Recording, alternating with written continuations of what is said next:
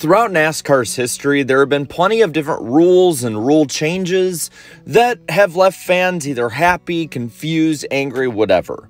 And the modern day, especially in the chase and playoff era, is no different. So today we're going to look at 10 different rules or rule changes during the last 20 or so years and see how controversial they are, and if they should be removed or if they're good rule changes. If you don't see one that you think should be on here, well, there's plenty of NASCAR rules to choose from. I chose the first 10 that I thought would be interesting to talk about. So let's get to it. First, we're going to start out hot with the double yellow line rule at super speedways. Back in the 2000s, NASCAR had come up with a rule to try to mitigate crashes at Daytona and Talladega. This would be to have a yellow line, which would turn to a double yellow line, which meant do not go under this. This is out of bounds. This is your track limit. And over that time, there have been plenty of different controversies, one of which that was a big one was Regan Smith and Tony Stewart in 2008. But a non-call also was kind of a controversy, though not as publicized in NASCAR history because it was Dale Earnhardt Jr. making a pass with two tires under the yellow line.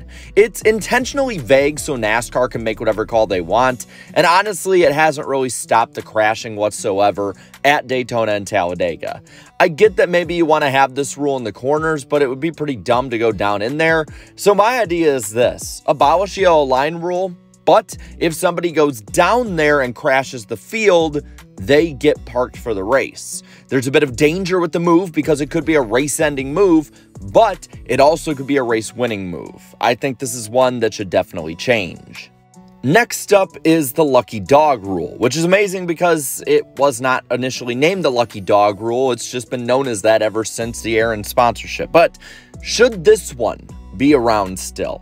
It's one where the first car a lap down gets their lap back. The origin of this one coming from when NASCAR would freeze the field at a caution instead of racing back to the line in an effort to have safety. Around that time, towards the end of that gentleman's agreement, the leader would a lot of times let the first car a lap down or a couple cars by in kind of a good faith gesture. But since that wasn't around, NASCAR basically gave a rule version of this unwritten rule, and it stuck around to this day. Personally, I think that it's a little bit odd giving somebody who was not in contention even to get their lap back a lap back, but it does save some races, and I think that it's not too overboard.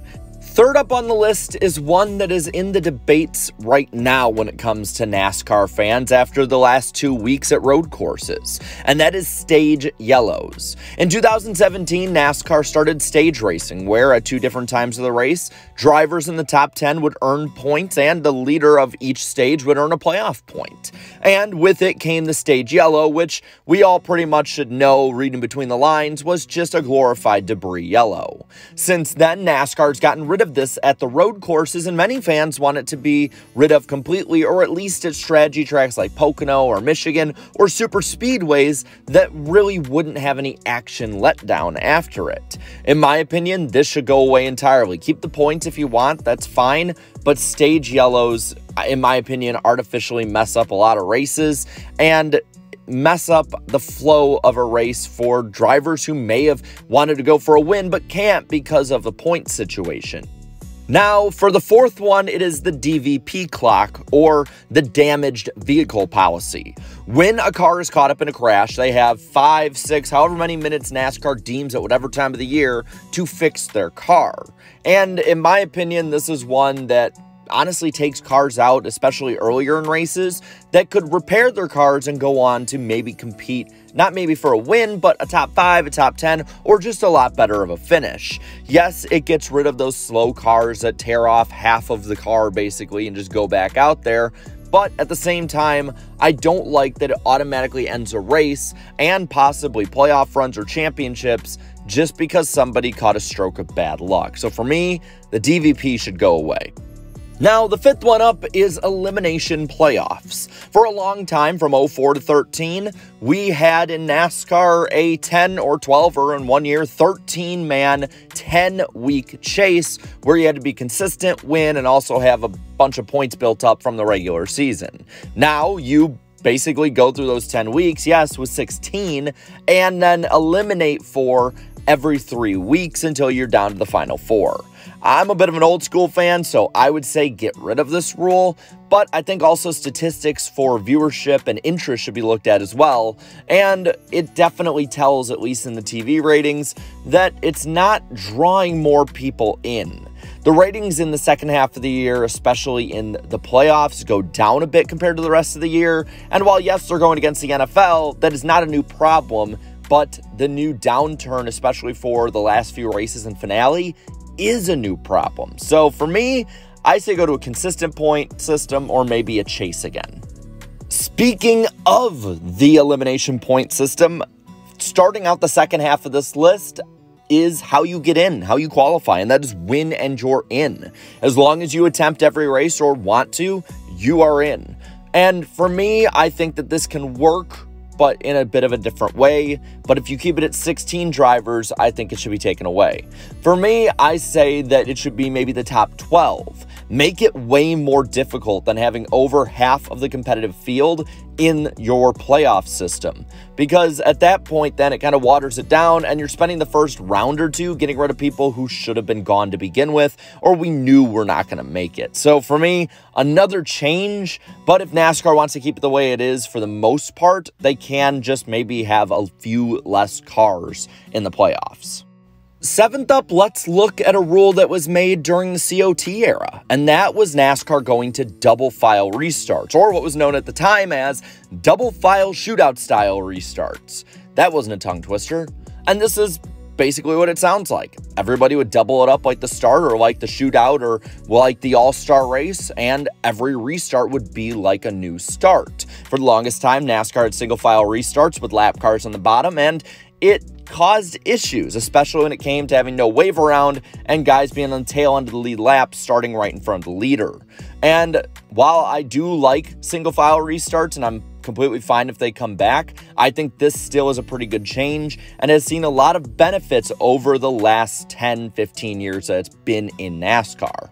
Another rule in particular, or lack thereof of a rule that's been talked about after Watkins Glen, is no track limits, because when you see the restarts at these road courses, the drivers do not stay on the racing surface. They usually take the runoff to go faster, and this has become the new normalized racing line at a lot of road courses. I saw a lot of fans and members of different motorsports other than NASCAR saying that there needs to be track limits and that it's embarrassing for NASCAR, but honestly, this is something that NASCAR drivers have been doing for a long time, and I don't really see too much of an issue with it. Next is an unwritten rule that NASCAR has unknowingly, I think, put in place until now and is starting to see the consequences to, and that is not admitting fault to anything. If you're wanting revenge and crash somebody, you may be suspended or fined for it. And it goes completely against what NASCAR did in 2010 with the Boys Have At It, where they let the drivers really start to organize it among themselves how revenge was dished out. Yes, there was a line, but it seems like NASCAR's curtailed that a little bit. And I think it's because the drivers have went overboard a lot in the last 10 or 12 years. For me, I think that maybe curtailing it a bit and reining the drivers in for their own good might be the way to go for it, but this is not the right way of doing it. In my opinion, they should maybe look at just the root issue. And then the last one, in my opinion, that is going to get a bit of a debate is playoff waivers. Since NASCAR has put in the playoffs and the whole rule that you have to race every race, playoff waivers have been at the forefront of the discussion about why this system is illegitimate for many fans. And I can understand why. The first real instance that people saw it was with Kyle Busch all the way back in 2015. Yes, his run, especially from the summer onwards that year, was impressive. He was probably the best driver in the field from that point onwards, but he missed a third of the season. And there was no way whatsoever he was going to be even close to making it on points, and we all knew that he was going to be racing for wins. Does it make a dramatic story? Yes, it does. Does it create a lot of desperation? Yes, it does.